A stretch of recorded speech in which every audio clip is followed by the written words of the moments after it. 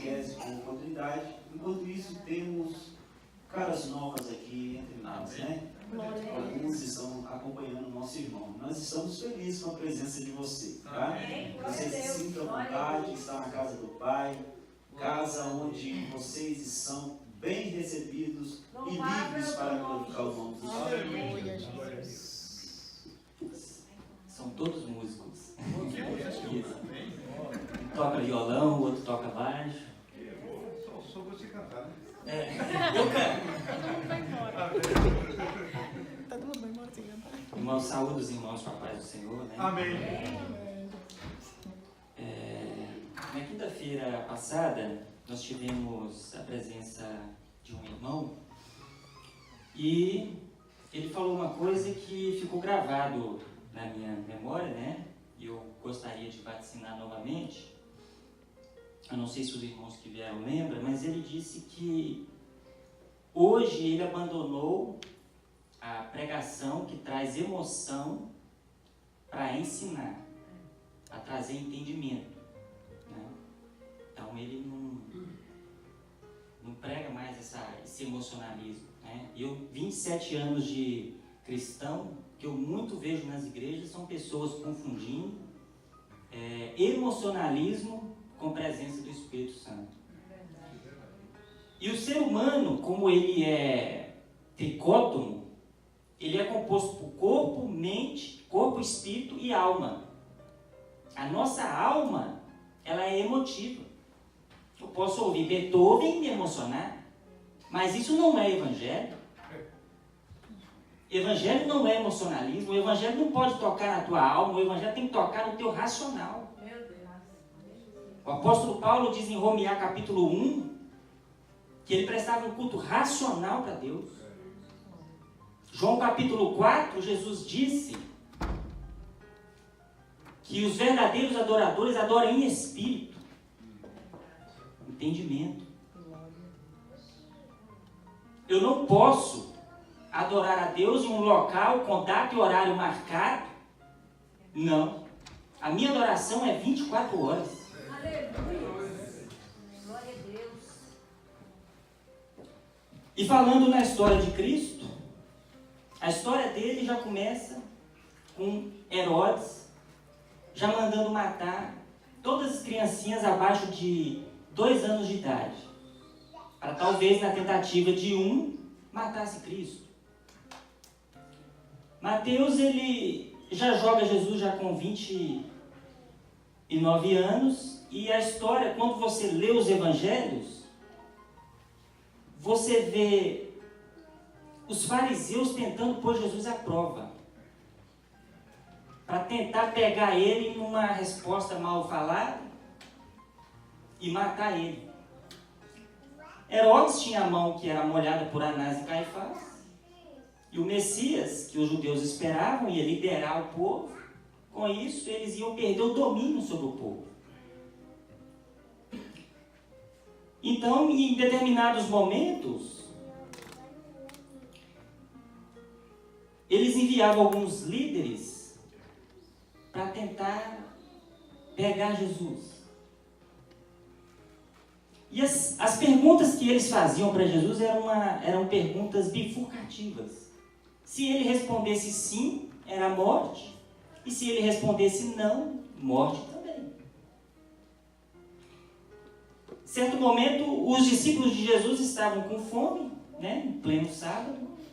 E aí eles resolveram comer algumas espigas, né, de milho. E aí os fariseus chegaram e falaram assim: olha, Jesus, os teus discípulos, eles estão fazendo o que não é permitido fazer no sábado. E Jesus fala assim: mas vocês não leram na Bíblia que Davi no sábado entrou no templo e comeu os pães da preposição, junto com os seus companheiros, algo que só era permitido aos sacerdotes? Se vocês conhecessem o significado da palavra misericórdia, quero, e não sacrifício, não teriam condenado os justos, os inocentes. Sai dali, eles levam para Jesus um homem com a mão atrofiada. Aí já vem eles de novo. Chega e fala assim: mestre, é lícito curar no sábado? Pode fazer o bem no sábado?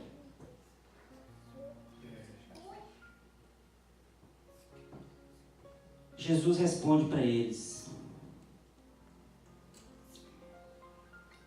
vocês são hipócritas. Não pode fazer o bem no sábado? Qual de vocês, se tivesse uma ovelha e ela caísse num buraco, vocês não iriam tirar ela do buraco? Mais vale um homem do que uma ovelha. Não conformado, eles reuniam de novo e enviavam mais alguns. Aí lá vai outros sacerdotes, lá vai outros levitas. Chega lá, Jesus no pátio do templo, curando, expulsando o demônio. Eles tentam pôr Jesus à prova com a questão do casamento. E do nada, ele chega para Jesus e diz assim: mestre, com que autoridade você faz essas coisas? Aí Jesus também não é bobo, né? A sabedoria encarnada. Ele fala assim: eu vou fazer uma pergunta para vocês. Se vocês me responderem a pergunta, eu respondo a de vocês. Aí Jesus pergunta a ele assim: o batismo de João Batista era de Deus ou era dos homens? Olha que bifurcação também.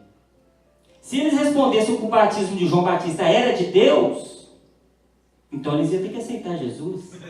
Porque João Batista apontava para Jesus. João Batista veio abrir o caminho para Jesus. Se eles respondessem que o batismo de João Batista era dos homens, tinha uma multidão ali na frente que temia João Batista como profeta. Herodes, certa vez, não quis nem matar ele porque temia o povo. Então aí eles chegaram e falaram: não sabemos responder a pergunta de você, não. É Jesus, então também não vou responder a de vocês. Aí outra hora eles chegaram para tentar pôr Jesus à prova na questão do imposto, né? Chegaram e falaram assim: mestre, a hipocrisia. Mestre, nós sabemos que o Senhor é um homem íntegro, não julga segundo as aparências, ninguém pode te enganar. Me responde uma opinião aqui. Qual a sua opinião em pagar imposto a César? Se Jesus falasse assim, ó, deve pagar, morte, porque o Messias que eles esperavam iria livrar eles da alta taxa tributária dos romanos. E se Jesus falasse que não, morte também, porque estava indo contra César. De um jeito ou de outro, eles iam pegar Jesus. Então, Jesus, na Bíblia está um pouco diferente dos originais, né? Jesus pediu uma moeda, perguntou de quem era a imagem, né? A inscrição, e eles disseram: é de César. Então Jesus fala assim: vocês já estão dando a César o que é de César, vocês só não estão dando a Deus o que é de Deus. Aleluia. Glória. Posso ter um fato aqui? Uma lousa? Isso, por favor. E o que é de Deus, irmãos? O que ele vai falar naquele grande dia? Tive fome e você não me deu de comer. Eu tive sede e você não me deu de beber. Eu estava preso, você não foi lá na prisão me visitar. Eu estava nu, você não me vestiu. Quando que nós te vimos com fome e não te demos de comer? Quando você deixou de fazer um destes meus pequeninos. Então, irmãos, eles iam tentando enredar Jesus, tentando pegar ele com várias questões, né? Outra hora ele chegava e falava assim: mestre, certo homem casou, mas a sua esposa, o seu marido morreu, né? Ele morreu, né? E a mulher ficou viúva. E manda a lei que ela deve casar com o cunhado, porque ele não deixou nenhum primogênito.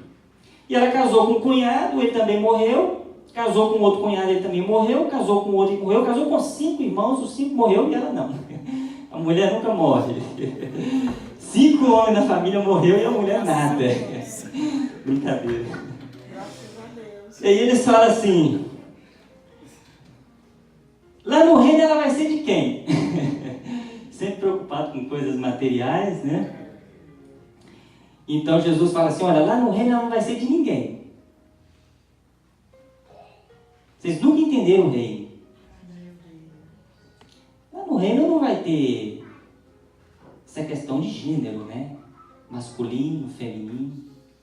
Isso só existe aqui por conta da procriação. Mas espírito não é nem macho nem fêmea. Certo?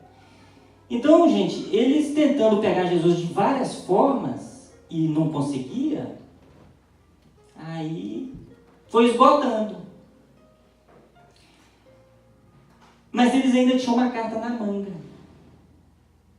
Por último. Adivinha quem que eles mandou agora para pegar ele? Fizeram uma reunião lá e falaram: todo mundo, nós já enviou, ninguém está conseguindo pegar ele. Resolveram enviar um perito na lei. Enviaram um doutor da lei. Se você tem uma Bíblia aí, quiser abrir para acompanhar comigo, Lucas capítulo 10, versículo 25 adiante, nós vamos entrar nessa passagem.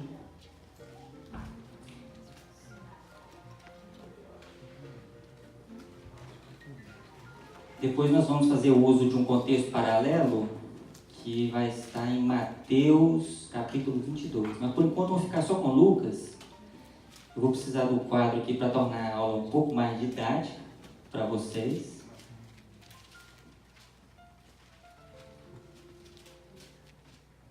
Se você tiver uma caneta também, tá? Você pode estar fazendo as anotações.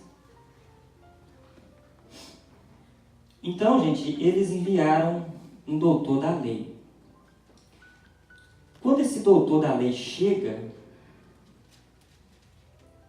para tentar pôr Jesus à prova, ele já chega e chama Jesus de mestre. Ele fala assim: mestre, o que eu devo fazer para herdar a vida eterna? Essa foi a pergunta dele. Se ele chamou Jesus de mestre, obviamente ele já sabia da fama de Jesus, para chamar ele de mestre. Só que naquela época, o doutor, ele era superior ao mestre. Porque para ser doutor naquela época de Jesus, era necessário você ter faculdade. Tá? Existia 2 faculdades naquela época. Tinha a faculdade de Shammai e a faculdade de Guilel, que posteriormente, né, virou a faculdade de Gamaliel. Daquela que Paulo estudou, e no final ele disse que tudo que aprendeu aos pés de Gamaliel, refuto por esterco. Né? A faculdade que eles tinham na época.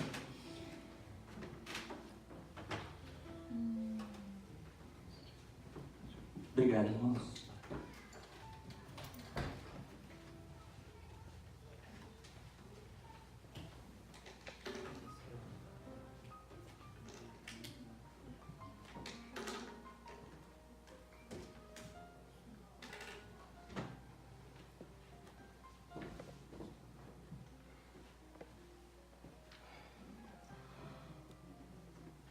Algumas edições vai estar escrito perito, tá?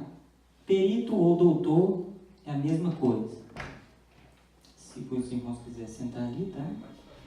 Vai ficar melhor, mais didático também. Eu quero que todos entendam. Por favor.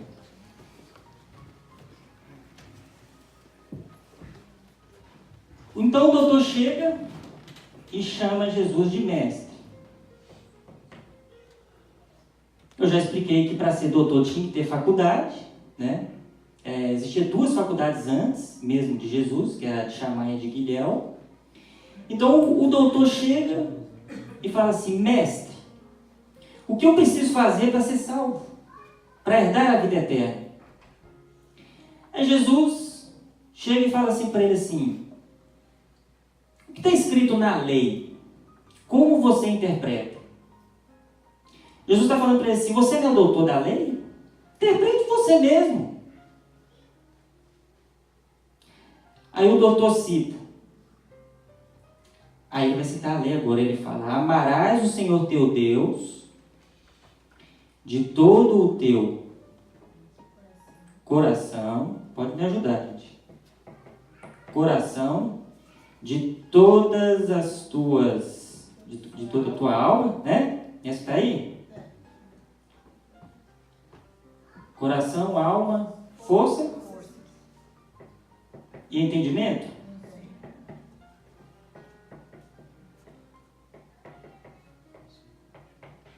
Entendimento. Ele está fazendo uma citação da lei, contexto paralelo. Então nós vamos precisar dar uma lida também na lei. Alguém abre para mim em Devarim 6, capítulo 6, versículo 5. Deuteronômio 6, 5. Nós vamos analisar o doutor também. 6, 5. Isso, por favor. Amarás, pois, o Senhor teu Deus de todo o teu coração. Coração. De toda a tua alma. Vamos devagarzinho. Alma. De toda a tua alma e de todo o teu poder. Suas forças. Força. Ok. Essa condição diferente. Alguém notou algo diferente aqui?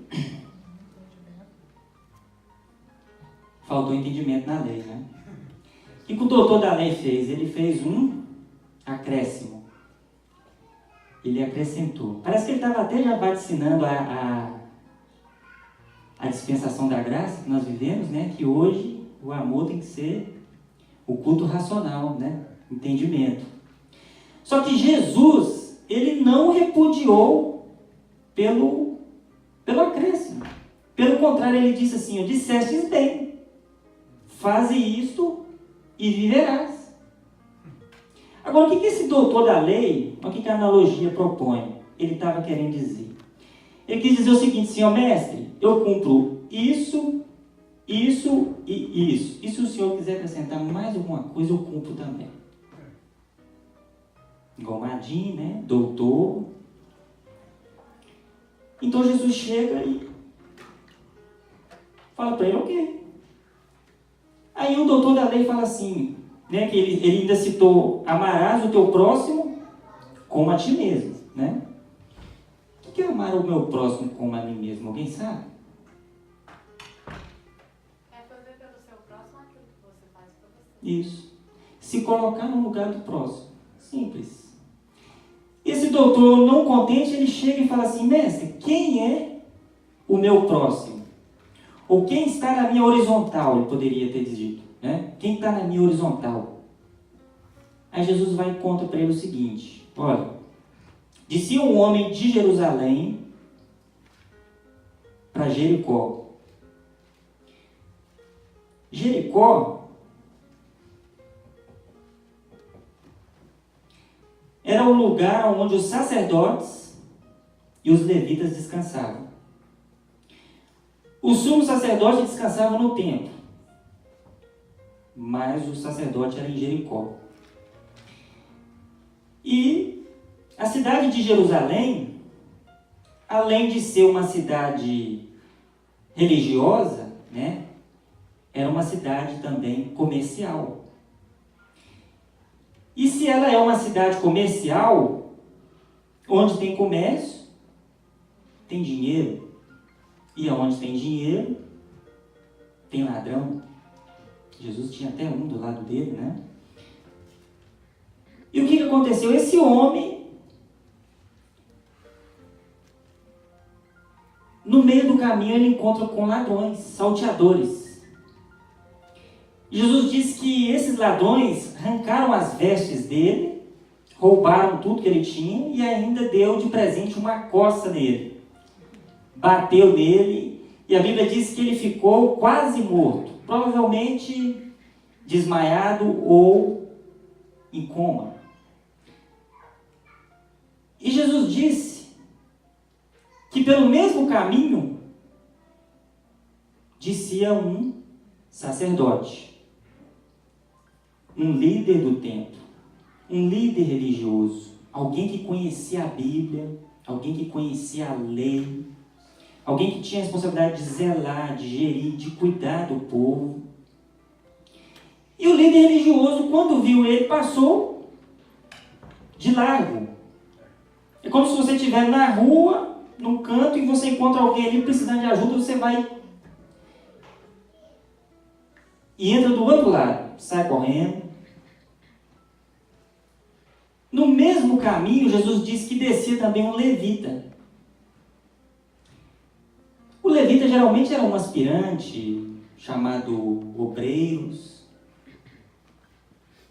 Era um que, possivelmente trabalhava muito também para futuramente ser um sacerdote.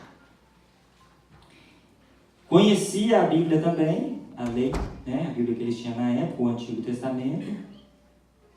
E o levita também passou de lá. Aí Jesus fala assim, mas... Esse mais é uma conjunção coordenativa adversativa. É um contraste. O que Jesus vai falar dali para frente vai contrastar tudo que ele já disse antes, porque ele citou dois personagens principais, que é o sacerdote e o levita. Aí Jesus fala assim, mas um samaritano. Quem era o samaritano? O samaritano naquela época, na vista dos judeus, eles eram os perdidos, eles eram os endemoniados, alguém que ia para o inferno. Os samaritanos eram aquele que eles olhavam e falavam assim, meu Deus do céu, ele está se perdendo. Que Deus tenha misericórdia dele, que dê tempo dele se converter e se salvar. Nunca apontando o dedo para ele. Deus tenha misericórdia dele.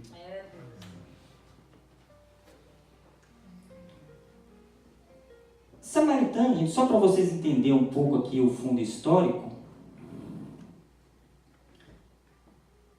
Esse povo que surgiu, vamos colocar aqui da capital de Samaria, onde tinha as 10 tribos norte.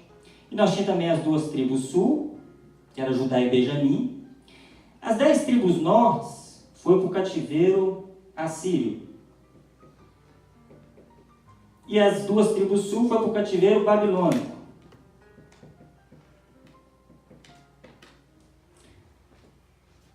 Aí o Império Babilônico invade o Império Assírio. E quem destrói o Império Babilônico foi o Império Persa. Quem destruiu o Império Persa foi o Império Grego. Quem destruiu o Império Grego foi o Império Romano. E assim foi sucessivamente. Os judeus, os reis, tanto de Samaria quanto da Babilônia, eles, para não acabar com a dinastia, viu que estava todo mundo morrendo, e tinha judeus aqui que era sangue de Abraão, descendente de Abraão. Eles pegaram alguns daqui do reino assírio e do reino babilônico e levaram lá para Jerusalém para casar com os judeus, e continuar com a dinastia deles. Então eles chegam lá em Jerusalém, alguns judeus casam com eles, têm filhos, e eles passaram a ter acesso à mesma fé monoteísta que os judeus. Passaram a ter acesso à religião deles. Porém, mais adiante vem o Império Medo-Persa, chega lá em Jerusalém e expulsa todos eles. Eles não eram judeus, eles eram bárbaros, persas, elamitas, gregos, gentios, babilônicos. Aí expulsa eles lá para Samaria. Chega lá, eles constroem um templo no Monte Gerizim. E eles construíram também, já que eles tiveram acesso na mesma religião dos judeus, eles construíram o seu Pentateuco samaritano. que é os 5 primeiros livros da Bíblia. Só que em 186 a.C., João Hircano, um dos filhos de Matatias da Revolução Macabiana, invade Samaria e destrói o templo deles. Ou seja, eles já tinham sido expulsos de Jerusalém, não podia adorar o mesmo Deus que eles. Aqui vocês não vão adorar o nosso Deus, não. Vai lá para o monte. E chega lá no monte, eles constroem o templozinho deles, vem João Hircano e destrói o templo deles. Isso aumentou mais ainda a rivalidade entre judeus e samaritanos. Eram inimigos. Aí você começa a entender até mesmo a passagem de João 4. Lembra que a mulher samaritana, quando Jesus encontra com ela, o que ela fala? Como tu sendo um judeu e eu sendo uma samaritana, você me impede de beber? Aqui também a gente pode entender um pouquinho até a questão do filho pródigo, da ovelha perdida. Por que a ovelha se perdeu? Eles foram expulsos. Não vamos entrar nessa agora. E o que acontece? Esse samaritano, quando ele encontra com esse judeu que estava lá quase morrendo, a Bíblia diz que ele compadeceu-se de íntima, moveu-se de íntima compaixão. Ele chorou. Né? Ou seja, ele viu um inimigo dele. Eles eram inimigos. Eles não se davam bem. E você vai ver aonde essa história vai acabar. O que esse samaritano fez? Ele desceu do conforto dele, que era o jumentinho, né, possivelmente. Atou as feridas dele. Derramou sobre ele vinho, possivelmente por causa do teor do álcool. O vinho ia ajudar a não inflamar as feridas. Derramou também sobre ele o óleo, né? Possivelmente ele estava levando o óleo para fazer lá a comidinha lá da família, né? Dos filhos. Geralmente o judeu tinha um filho, né? Era questão de honra para eles, até por conta da primogenitura, filho homem. Então você imagina agora esse samaritano que já era para estar em casa, cozinhando lá para sua família, né? E ele, a mulher vai ficar sem o vinho, vai ficar sem o óleo para cozinhar. Talvez algum dos filhos ali estava com algum problema de estômago, né? Utilizavam muito o vinho como uma fonte medicinal. E ele não está em casa. Porque se o sacerdote e o levita tivessem cumprido com a obrigação deles, eles não precisavam estar ali.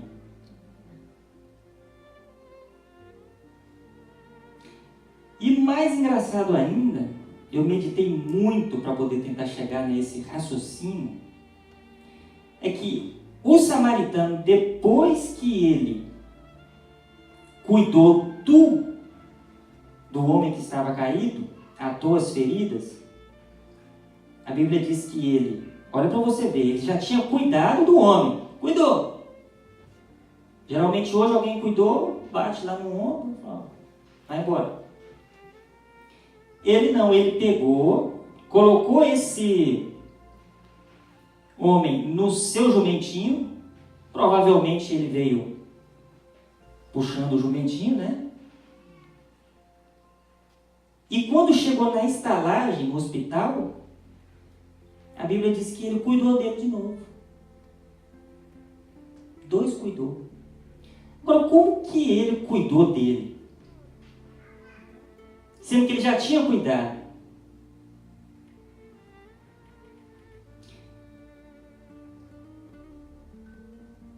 Possivelmente, esse judeu, quando ele estava desmaiado, sofreu, apanhou, quando ele chega lá na estalagem, ele recobra sua consciência. E o samaritano cuidou dele, sabe de que jeito? Moralmente. Acalma o teu coração. O mesmo Deus que você segue é o mesmo que eu sirvo. Deus vai te dar tudo em dobro. A tua mulher está preocupada, a minha também está.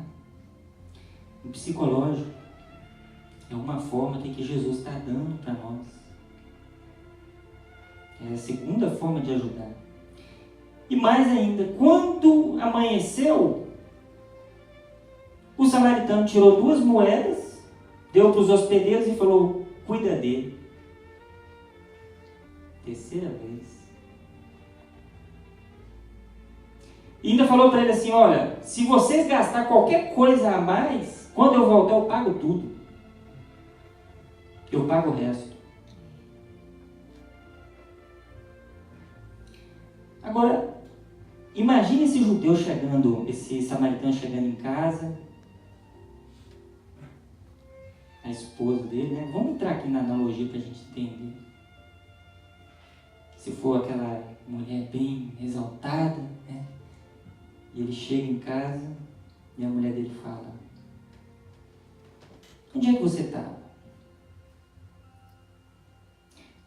Onde é que você dormiu?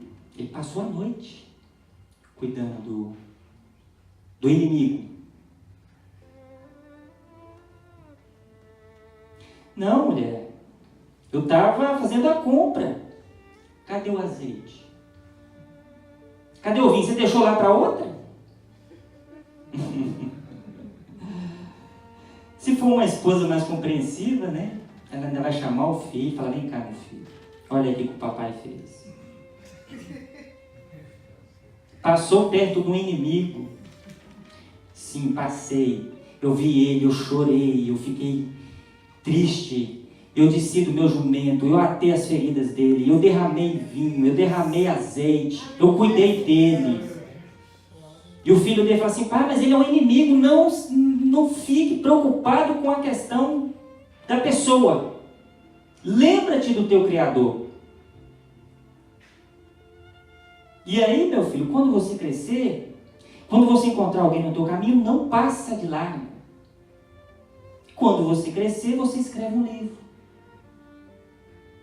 Ah, é? E qual vai ser o nome do livro, meu filho? O Bom Samaritano. Jesus chega e fala para o doutor da lei: doutor da lei, qual dos delta homens, qual dos 3 foi o próximo dele? O que vocês acham que esse doutor da lei respondeu? O samaritano? Eles não aceitavam. Ele falou assim: aquele que moveu de compaixão, que usou de compaixão para com ele.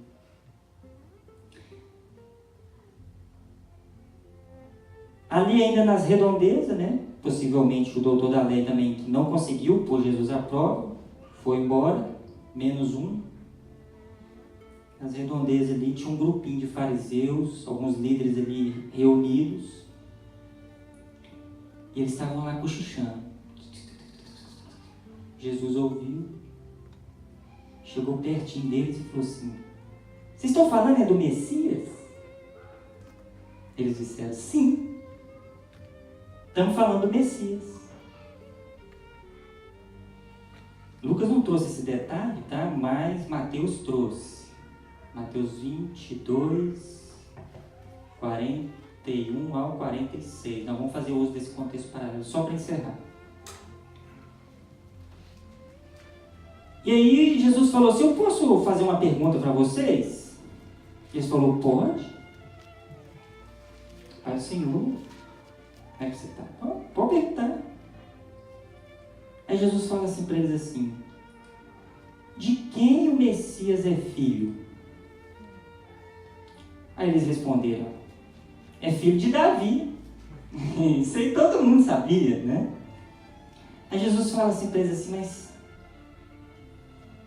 como que ele é filho de Davi se Davi chamou ele de Senhor? E Davi ainda, movido pelo Espírito Santo de Deus, escreveu nos Salmos: O Senhor disse ao meu Senhor: senta-te à minha destra, à minha direita, até que eu ponha os teus inimigos debaixo dos teus pés. Se Davi o chama Senhor, como pode ser ele filho de Davi? Mateus relata que ninguém conseguiu responder uma só pergunta dele. E a partir dali ninguém mais ousou pôr Jesus à prova. Ninguém. Eu fico imaginando Jesus olhando e falando assim: tem mais algum doutor aí? Tem mais algum perito da Bíblia? Pode mandar todo mundo. Aleluia, Jesus.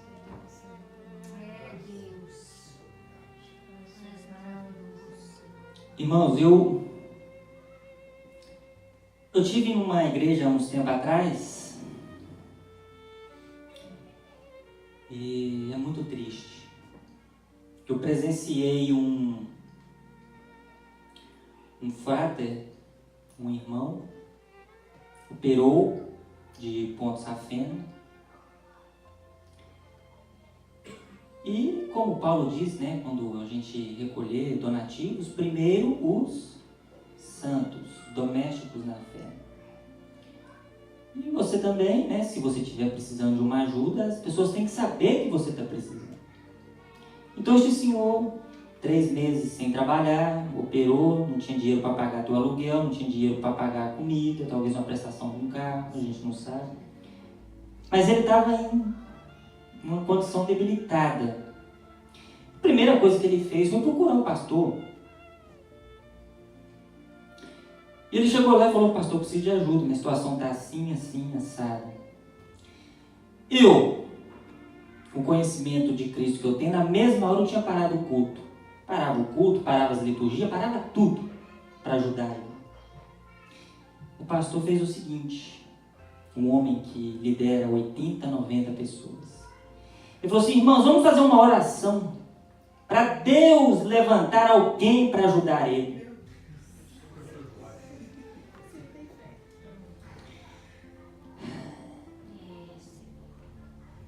A função de Deus, irmãos, a parte dele ele já fez. A função de ser cristão é minha e sua. Eu não tenho que orar para Deus levantar ninguém, não. Quem tem que ser cristão é você e eu. Aleluia!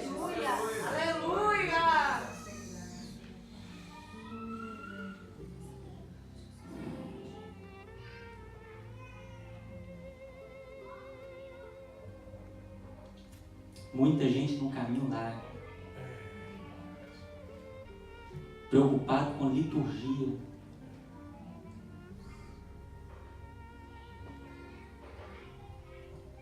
preocupado com cultos, quando Jesus falou em Mateus 28, ide a todo mundo e cultuai não, ensinai. A igreja é uma escola, fazer discípulos é alunos. Nós só vamos chegar à santidade com o conhecimento da palavra.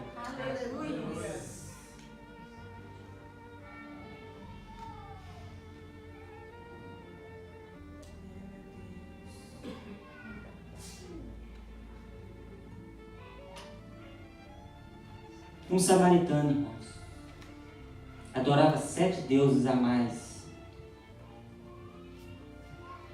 além do Deus de Israel. Ele não tinha o mesmo conhecimento da Bíblia que os doutores tinham, que os sacerdotes tinham. Ele não tinha o mesmo conhecimento da Bíblia que o levita tinha. Mas ele tinha uma coisa que os que tinham conhecimento não tinham. Ele tinha o Espírito da Bíblia dentro dele. Aleluia. Joga fora todo o seu conhecimento bíblico, põe no lixo, mas tenha o Espírito da Bíblia. Só isso que importa. Em Atos 10 você vê o centurião Cornélio, centurião que tomava conta de 100 homens, pagão, provavelmente ele era um latino, não tinha conhecimento nenhum de Bíblia, e ele recebeu a visita de um anjo. O anjo disse para ele assim: Cornélio, as tuas esmolas e as tuas orações chegaram ao trono de Deus como uma oferta. Um pagão não tinha a Bíblia, mas tinha o Espírito da Bíblia dentro dele. Já em contrapartida, você vai para Lucas capítulo 16, você encontra a passagem do rico e do Lázaro. Lázaro, Jesus não deixou informações sobre ele, se ele era ou não um pagão, talvez um samaritano.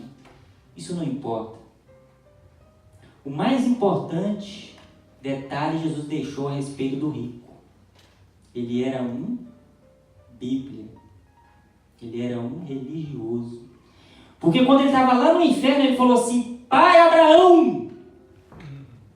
Ele conhecia Abraão. Manda Lázaro que vai aos meus irmãos, porque eu tenho 5 irmãos. E eu não quero que eles venham para esse lugar de tormento aqui onde eu estou. Provavelmente os irmãos dele tinham o mesmo caráter que ele. E Lázaro fala o que para ele? Eles têm a Bíblia. Eles têm a lei, eles têm Moisés e os profetas. Moisés, 5 primeiros livros da Bíblia. Profetas, profetas maiores, profetas menores. Antigo Testamento. E o rico, com Bíblia e tudo, foi para o inferno. Eu agradeço a oportunidade.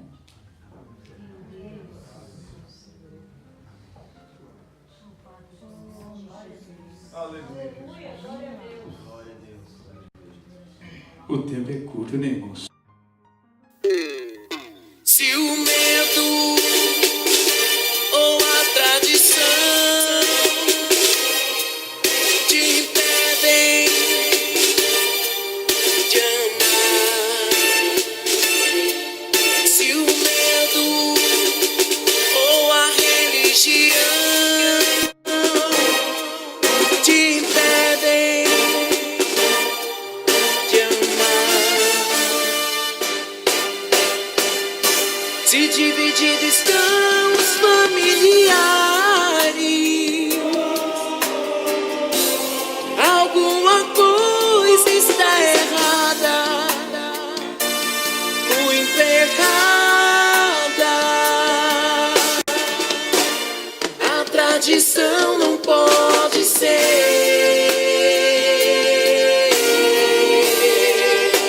maior que as pessoas.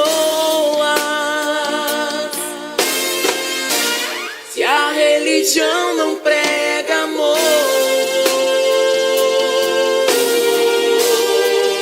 onde está o seu valor?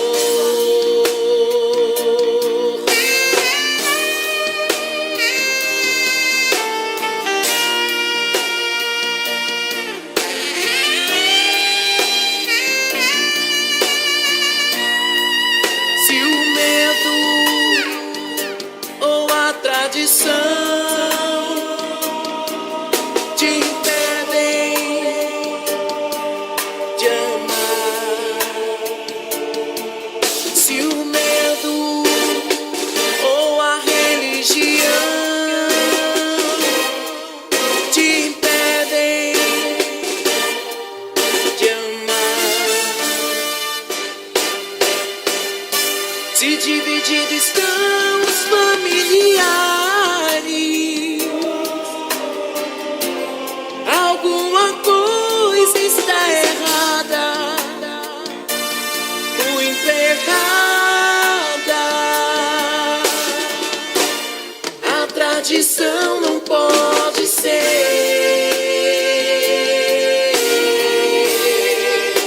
maior que as pessoas. Se a religião não prega amor,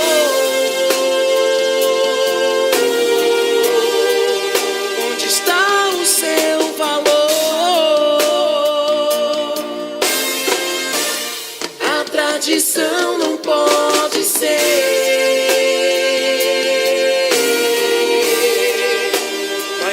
que as pessoas. Se a religião não